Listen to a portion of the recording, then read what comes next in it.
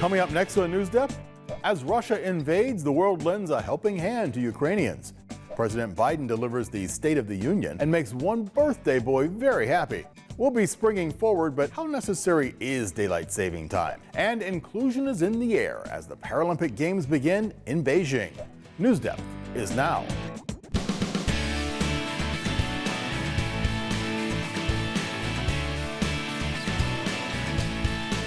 More than 1 million Ukrainians flee their homes as Russia continues its invasion. Hello everybody, I'm Rick Jackson. Thank you for joining us. Last week, we told you about Russia's shocking attack on the neighboring nation of Ukraine. As the fighting continues, Russian forces have gained ground further into the country, forcing now more than 1.5 million Ukrainian residents to flee. Many of Ukraine's European neighbors have stepped up, welcoming the refugees into their countries. A refugee is a person who's been forced to leave their country in order to escape war, persecution, or natural disaster. Ukrainian refugees have found safety in countries including Romania, Hungary, Slovakia, and Moldova, but most have gone to Poland. There, Polish volunteers met exhausted Ukrainians and offered food, shelter, and hope. In Korchova, a small village on the border of Ukraine, the new arrivals were greeted with music as a local pianist offered his services to provide a small bit of joy after a difficult journey. More than 500,000 of these refugees are children, and the United Nations expects that number will grow in the coming weeks if the war continues. Up next, Ivan Watson introduces us to some of the families forced to flee to the Ukraine-Hungarian border. Forced to flee their homes and their country, Ukrainians on the run. Their children making the best of it, oblivious to the fact that a week-old war just turned them into refugees. This is one of Hungary's border crossings with Ukraine. There is a steady stream of people arriving here in vehicles and on foot. All of the Ukrainian new arrivals are women and children. Hungarian aid workers welcome the refugees and bring them free of charge to the nearest village, where the community center is now a place of refuge. Some people stay here, others pause for food and warmth before moving on. Among those here, Anna Tipperchuk, her mother Svetlana, and her 16-month-old son. They crossed the border to Hungary this morning after spending nearly a week on the road. We very thankful for Hungary people. It's very hard work that he's doing. The Hungarian village of Barabás has a population of 1,060 people. The deputy mayor tells me the village has taken in more than 100 Ukrainians, including housing families in at least 20 village homes. As we speak, another family arrives from Ukraine. There's a little baby. Yesterday, we took care of a 5-day-old baby who came across the border, the deputy mayor tells me. A 5-day-old baby. Victoria Kurina says when the Russians invaded, she fled her home near Kyiv for what she thought would be one night. A week later, she and her son just arrived in a foreign country. What belongings do you have? I have just one jacket. I think Ukraine is very strong. It's a country with very strong people, strong nation, and amazing power. That's why I don't worry, but of course my heart is broken. She says she tried to convince her friends in Russia via social media about the deadly attack their military is carrying out on her homeland. What do your Russian friends say to you? It's not true. No, it's not possible. They don't believe you? No. Як Адольф Гітлер цей Путін.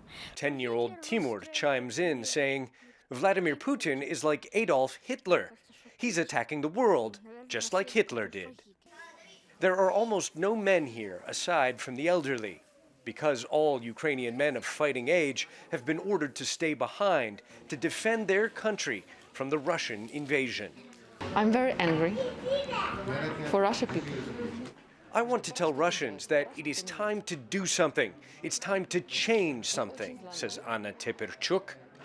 My son doesn't deserve to be forced to run across Ukraine and across borders, she adds. He doesn't deserve to grow up like this. Thanks, Ivan. While many European countries have stepped up their support, here in the U.S., businesses and volunteers are gathering money and supplies to send overseas. In Massachusetts, volunteers are packing up medical supplies for people in Ukraine, and a baker there concocted a delicious way to raise money. He baked up a batch of special Ukraine cupcakes with profits going to the Save the Children Foundation. And one American medical student found herself in an ideal position to lend a hand. Colorado native Joanna Rack is finishing her degree in Poland, where refugees are pouring in. And like many people there, she found a way to pitch in. Brian Johnson has her story. Stand with Ukraine! Stand with Ukraine! This message is heard around the world, and people are responding. Everyone's just kind of come together in such a way that I never even really thought possible. Joanna Rack is a U.S. med student finishing her degree in Krakow, Poland. It's where thousands of refugees are fleeing the conflict in Ukraine. She captured these images of the local town square where people sing the Ukrainian national anthem to show support. Basically, a few days ago, I was like, how can I help personally? She purchased these toiletries and supplies after doing a fundraiser on social media. I just shared my Venmo and was just overwhelmed with support. Rack and her friend raised $6,000. They filled baskets and suitcases to take to a local refugee aid station. But there's constant flow of people coming in. This is where refugees are coming to pick up supplies. People are helping the best way they know how. Definitely an unexpected turn of events here, but we're doing everything we can. Thanks, Brian. Ukraine was top of mind during last week's annual State of the Union address. The State of the Union is an opportunity for the president to express his goals for the nation and to comment on how things have been going. It's so important that giving it is actually written into our Constitution. It was our first president, George Washington, who gave the very first State of the Union speech. Over time, the speech has built up some traditions. It usually takes place at the House of Representatives chamber in Washington, D.C. The Sergeant-at-Arms introduces the president, who heads to the podium for his speech. The vice president sits to his right, and on his left is the Speaker of the House. But this time, for the first time in history, both of those seats were occupied by women, Vice President Kamala Harris and House Speaker Nancy Pelosi. On the evening of the speech, members from the House and Senate gathered together, along with Supreme Court justices. But there was one person missing, and that's on purpose. Commerce Secretary Gina Raimondo was the designated survivor during this year's State of the Union address. Since all of the important government officials were gathered together in one place, the designated survivor would be the person who takes charge of the country if disaster struck. Luckily, the event went off without a hitch. This was President Joe Biden's first State of the Union speech, and one of the shortest in recent history at just an hour. But President Biden still managed to fit in some of the nation's top concerns, such as the war in Ukraine and inflation. As we mentioned a few weeks back, inflation is the general level of prices going up, making things far more expensive. President Biden spoke specifically about the high cost of prescription drugs like insulin. For most people, insulin is an important hormone created naturally in our bodies. But people with diabetes do not produce their own insulin, and they must inject it, sometimes up to 4 times a day. To make his point, President Biden introduced a special guest who happened to have just celebrated a special day. 1 in 10 Americans has diabetes. In Virginia, I met a 13-year-old boy, the handsome young man standing up there, Joshua Davis. He and his dad both have type 1 diabetes, which means they need insulin every single day. Insulin costs about $10 a vial to make. That's what it costs the pharmaceutical company. But drug companies charge families like Joshua and his dad up to 30 times that amount. You know, yesterday, Joshua's here tonight, but yesterday was his birthday. Happy birthday, buddy, by the way. That nationally televised birthday salute and thrilled reaction from Joshua Davis stole a lot of hearts across the country. Now Jeremy Roth tells us more about this delighted birthday boy. Getting a birthday shout out is always awesome. Getting one from the president during the State of the Union address? Happy birthday, buddy, by the way. That's next level awesome. That moment of presidential props propelled 13-year-old Joshua Davis to viral stardom with his giddy reaction stealing the spotlight. After he said it, I realized how much of a big deal that was. Davis attended the speech as a special guest of the First Lady and wasn't anticipating the moment or the attention that followed. I'm excited to tell you that I'm no longer trending on Twitter. Thankfully, I don't really like this whole popularity thing. The Davis family are advocates for more affordable insulin and are working with lawmakers to lower costs nationwide. While hearing their issue addressed in the national spotlight was a significant achievement, the Biden birthday salute was just icing on the cake. Thank you, Jeremy.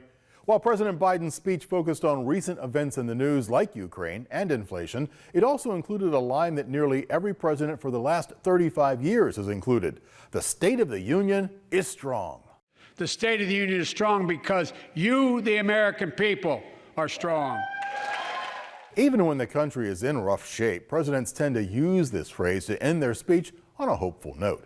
Now, we just told you all about the State of the Union speech, and for this week's question, we want you to create a speech of your own. But instead of a State of the Union, we want you to write a State of the School Year. It's a speech that you give to your parents. Is the state of your school year strong? Head online and let us know. And last week we asked, if you were choosing a Supreme Court justice, what qualities would you look for? And based on these responses, I think we've got some budding future presidents in our midst. Let's open up our inbox. Ms. Snyder reports on what the 5th grade at Cleveland Remote School had to say. We think a Supreme Court justice, or SCJ, should be fair, which means they can listen to both sides carefully without judgment. An SCJ should be smart, tough, and respectful. An SCJ should not favor someone because of money, race, or gender. An SCJ must be a good communicator. An SCJ should be kind to all people, be loyal, and do the right thing. That means have integrity. Kendall from Euclid Middle School likes Judge Jackson, the Supreme Court pick we told you about last week. The qualities I look for in people on the Supreme Court are smart, honest, ready to take up any challenge, and not afraid of speaking their mind. I really like the person Biden has chosen. She had the courage to talk about herself without feeling guilty. She spoke her mind clearly. I would love to have a woman like Ms. Jackson on the Supreme Court. Alicia from Parma Constellation Middle School wants a justice with a good set of ears. For me, the most important qualities would be patience and strong decision making. I say this because you cannot rush people when it comes to listening to cases. You need to listen to the details and truly understand the person. Strong decision making is extremely important. A lot of things are put at risk, so you have to be smart with your decisions. Addison from Breyer Middle School says it's the inside that counts when picking a justice. If I had the chance to appoint a new Supreme Court justice, the qualities I would look for would not be the ones that describe people on the outside, but rather what is on the inside. I don't think I would only allow a certain gender, race, etc. I would want an assertive, kind, truthful, responsible, strong-willed type of person. Rizaya from Olmsted Falls Intermediate School says justice should be blind. The qualities I would look for in a Supreme Court justice is someone who is kind, mature, trustworthy, hardworking, cares, helpful, and doesn't shame or blame someone because of their race or what a person looks like, no matter black or white, religious or not religious. Wow, thank you all for such thoughtful letters this week. Now, as we inch ever closer to spring, you'll notice the days getting longer and getting out of the bed in the morning becomes a little bit of a struggle. But there is a remedy. At 2 a.m., March 13th, comes Daylight Saving Time, the twice-yearly tradition of springing forward or falling back. In the spring, Ohioans reset our clocks 1 hour forward, which means on that day we lose 1 precious hour of sleep. We show up to school and work yawning a little bit more than usual. Daylight saving time really messes with our sleep schedule, and that can have disastrous effects on our health and safety. Studies show that the sudden change in sleep can lead to a higher risk of a heart attack, and sleepy drivers on the roads cause more accidents. Arizona and Hawaii and some U.S. territories like Puerto Rico have opted out of daylight saving time altogether. But for the rest of us, the shift in the day means we get more sunlight while we're awake. In fact, daylight saving time began as a way for Americans to save money on electricity. No need to turn your lights on when the sun's out. And businesses love it because people tend to spend more money in daytime hours. So now we want to hear from you. Should the U.S. eliminate daylight saving time? You can answer, yes, I need that hour of sleep. No, I'm not convinced, or I don't know. Whatever your answer, be sure to turn in early enough so you can catch enough Z's. And in last week's poll, Newscat asked you to put on your binoculars and head outside to tell us which Ohio birds have you seen flying around. And most of you, a whopping 77%, spotted Ohio's official state bird, the cardinal. That was followed by 72% who scoped out the blue jay, and 70% of you saw the robin. The rarest sighting, though, the American goldfinch. Only a lucky 33% of you saw that one. Well, while the Olympics might have ended last month, another international competition is underway in Beijing, the Paralympics. Like the Olympics, the Paralympics feature elite athletes competing in a range of different sporting events. But all these participants in the Paralympics are affected by some form of physical or intellectual disability. The Paralympics shares the spirit of peace through sport with the Olympics, but they also have another goal. According to the United Nations, it's to challenge the boundaries set by society. In addition to becoming world-class athletes, Paralympians must also strive to overcome limitations placed on them because of their disabilities. The Paralympic motto is Spirit in Motion, representing the strong will of every Paralympian. Oh, and the 2022 Paralympics have their own fun mascot. Move over, Bing Duen Duen. Meet Shui Ran Ran, a Chinese lantern child with a glowing heart. Well, some of the athletes competing in the Winter Paralympic Games have cerebral palsy, like Team USA snowboarder Zach Miller, who just won a gold, or vision impairment, like skier Danielle Umstead. And many Paralympians are amputees, like hockey player and Iraq War veteran Rico Roman. Paralympians with amputations, like Rico, are able to compete with the help of special prosthetics. A prosthetic is an artificial device that replaces a missing body part, and the people who make them are prosthetists. Prosthetists are at the intersection of art and engineering, and they get to help people. They design, measure, fit, and adapt artificial body parts and supportive devices for people who have disabilities. Prosthetists must be good listeners and have excellent critical thinking and decision-making skills. They must be able to listen to their patients and come up with a custom design that works for them. Prosthetists need to earn a master's degree from a college or university and go through a year-long residency program. Well, up next, we learn about a groundbreaking Ohio prosthetist who used his ingenuity to forge a new business and make it possible for athletes to overcome their disabilities. Losing a limb can be a devastating, life-changing experience. After Paul Limecooler of Cleveland lost his leg in World War II, he started a new business and a new winter sport known as adaptive skiing, which allows amputees to ski. Paul Limecooler grew up in Cleveland. He graduated from West Technical High School. He was an elite speed skater and cyclist and competed for a spot on the U.S. Olympic cycling team. He competed in the U.S. cycling trials, actually like underage, so that's one of the reasons he got disqualified, but I think he was, maybe in the top 15. He attended Ohio State University before going to work as a research engineer at Tinnerman Products of Cleveland, a manufacturer of fasteners, nuts, and bolts. Limecooler was drafted into the Army during World War II as a lieutenant. In a 6-week incursion that later became known as the Battle of the Bulge, Limecooler was severely wounded by a grenade and lost his left leg above the knee. A piece of shrapnel flew off from a grenade explosion and cut his leg, and it got severely infected. So he had actually asked for his own leg to be essentially removed.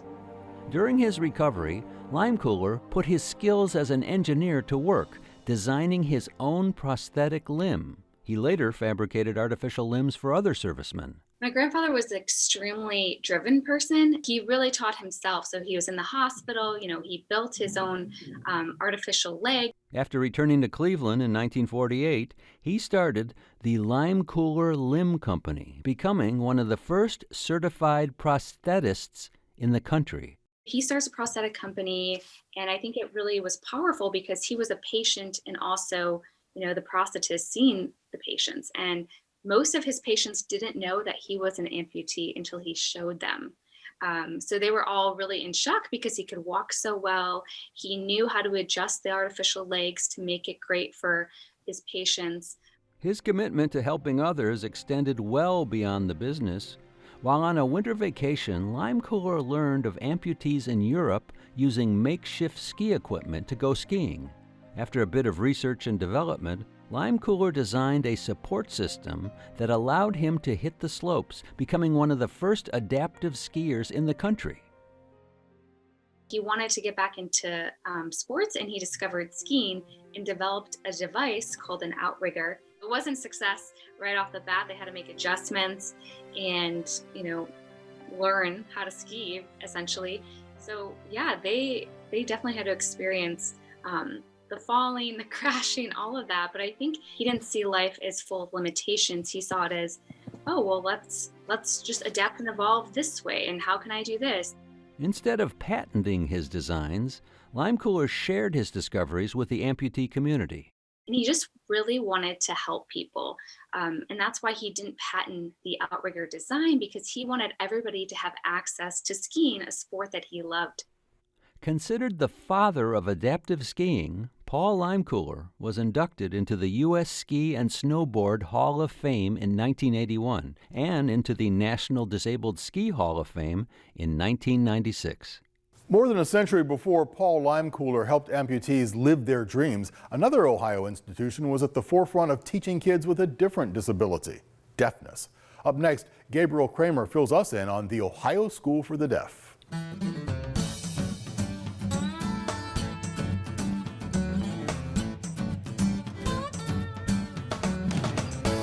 Hello, my name is G-A-B-R-I-E-L. Gabriel. What I was doing with my hands there is American Sign Language. Maybe you've seen it before. It is a way for people who are deaf or hard of hearing to communicate through hand gestures and facial expressions.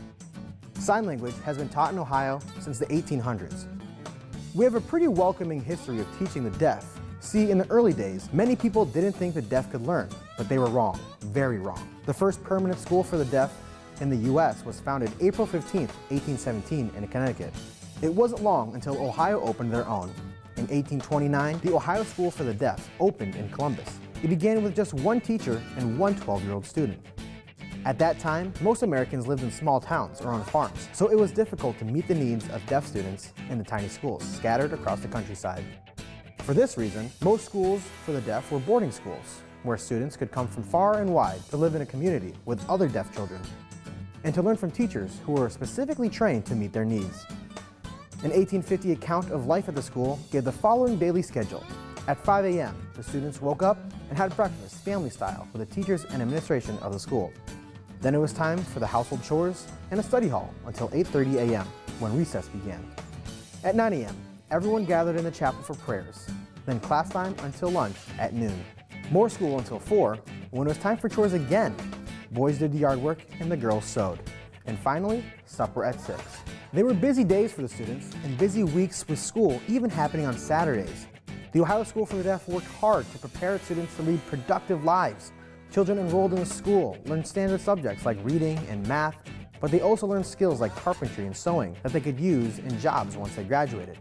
By 1904, the Ohio School for the Deaf population had grown to its peak with 532 students. As time went on and the school grew, deaf students learned more skills like auto body repair, business, graphic design, and commercial baking. The Ohio School for the Deaf continues to serve the needs of deaf students after almost 200 years. In 1975, Congress passed the Individuals with Disabilities Act to provide children with disabilities an equal opportunity for education. So nowadays, fewer deaf students need to attend boarding schools because many of their needs can be met in public schools right where they live. Thanks, Gabe. People always say if you shoot for the moon, even if you miss, you'll land among the stars.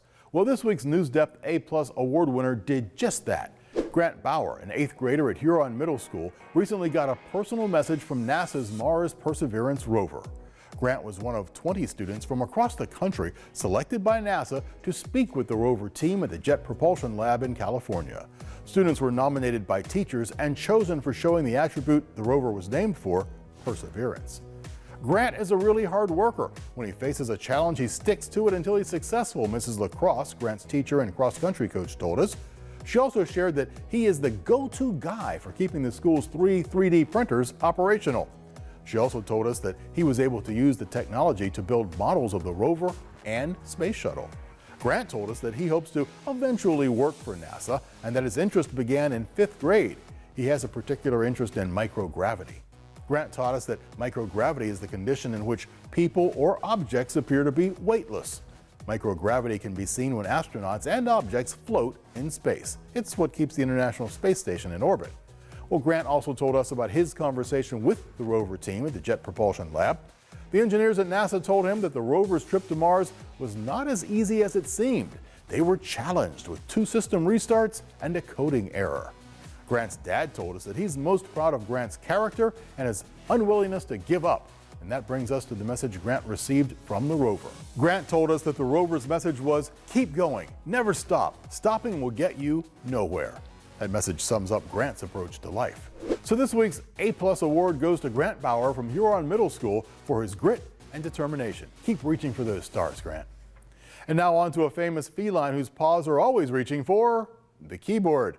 Let's see what Newscat's got for us in this week's Petting Zoo.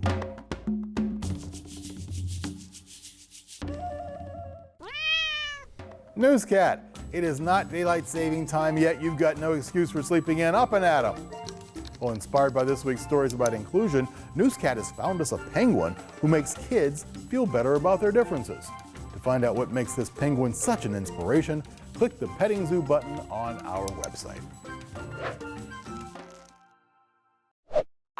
Thank you, Newscat. Now we want to hear from you, and there are plenty of ways to stay in touch. You can send a letter. We're at 1375 Euclid Avenue. That's downtown Cleveland, Ohio. Our zip code is 44115.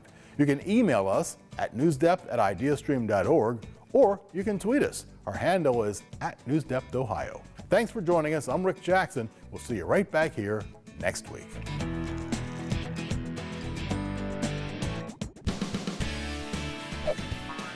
NewsDepth is made possible by a grant from the Martha Holden Jennings Foundation.